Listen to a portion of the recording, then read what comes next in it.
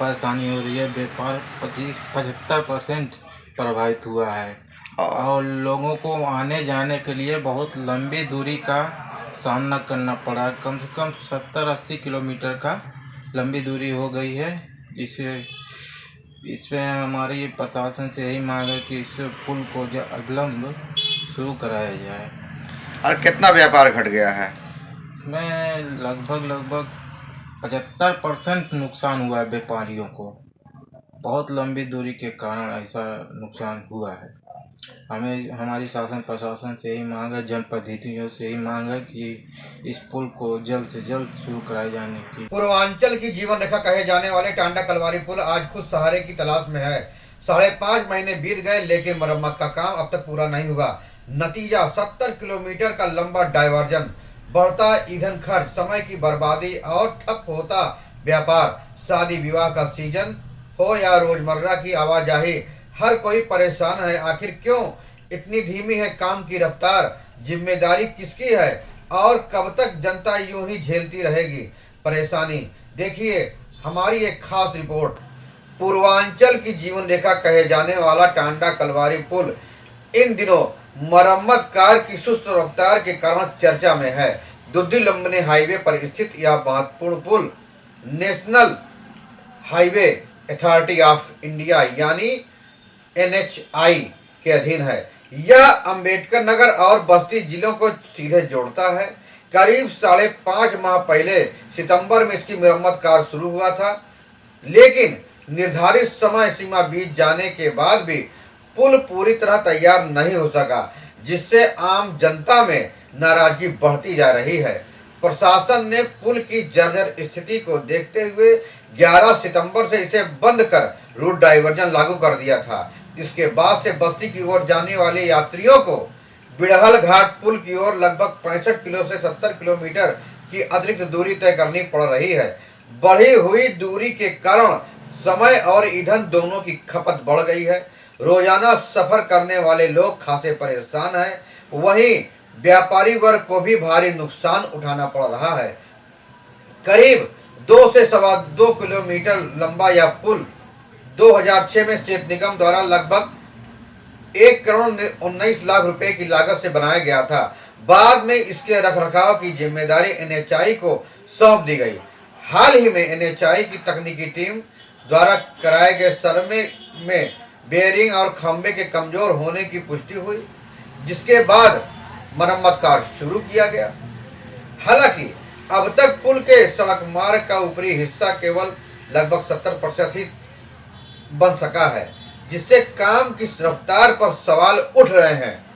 टांडा चौक के व्यापारी राजू गुप्ता का कहना है कि पुल बंद होने से टांडा का व्यापार बुरी तरह प्रभावित हुआ। कलवारी पुल और बस्ती सहित अन्य बाजारों में जाने वाले माल अब समय पर नहीं पहुंच पा रहे हैं, जिससे व्यापारियों को आर्थिक नुकसान उठाना पड़ रहा है।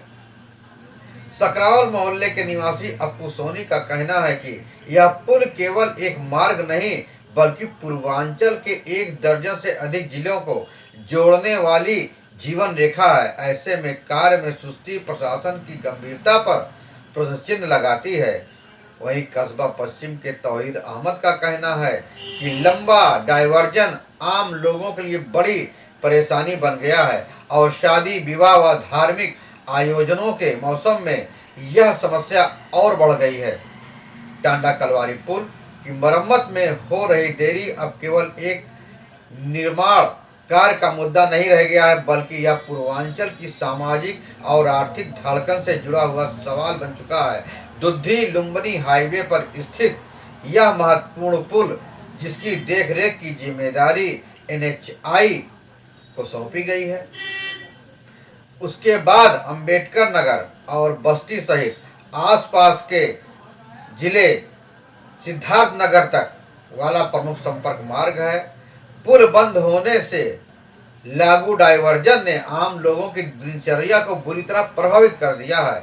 65 से 70 किलोमीटर की अतिरिक्त दूरी तय करने की मजबूरी ने यात्रियों के समय, श्रम, धन तीनों पर अतिरिक्त बोझ डाल दिया है। बढ़ती ईंधन कीमतों के बीच लंबा चक्कर लगाना लोगों के लिए आर्थिक संकट जैसा बनता जा रहा है। समय और पैसा दोनों की बर्बादी हो रही है।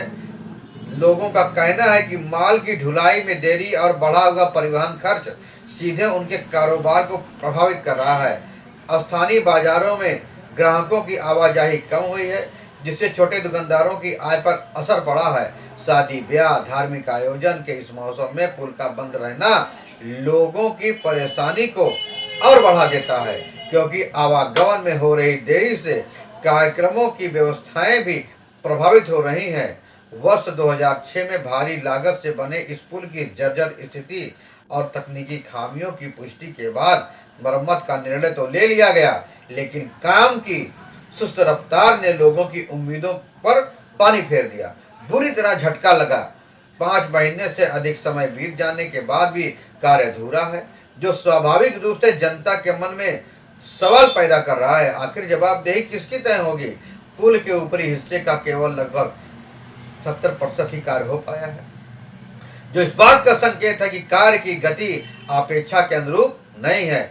यह पुल केवल कंक्रीट और लोहे की संरचना नहीं है, बल्कि शिक्षा, स्वास्थ्य, व्यापार, सामाजिक संपर्क की जीवन रेखा है। एम्बुलेंस से लेकर स्कूली बस और रोज कमाने खाने वाले मजदूर तक हर वर्ग इस देरी का असर झेल रहा है। ऐसे में प्रशासन और संबंधित एजेंसियों की जिम्मेदारी और भी बढ़ जाती है। वे समयबद्ध योजना बनाकर कार्य में तेजी लाएं।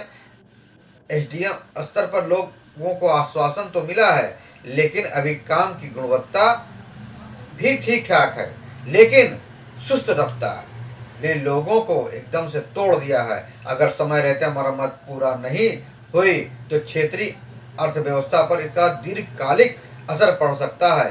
पूर्वांचल के विकास की रफ्तार को बनाए रखने के लिए आवश्यक है कि इस महत्वपूर्ण पुल को प्राथमिकता के आधार पर शीघ्र पूरा कराया जाए। उम्मीद की जानी चाहिए कि संबंधित विभाग जनता की पीड़ा को समझते हुए कार्य में तेजी लाएंगे और टांडा कलवारी पुल एक बार फिर से पूर्वांचल की धड़कन बनकर सुचारू रूप से चालू होगा, ताकि आम जनता को राहत मिल सके और क्षेत्र की आर्थिक व सामाजिक गतिविधियां फिर से सामान्य गति पकड़ सके। दोस्तों, आपको यह खबर कैसी लगी? फिर मिलेंगे नई जानकारी के साथ, नई खबरों के साथ। तब तक के लिए जय हिंद, वंदे मातरम।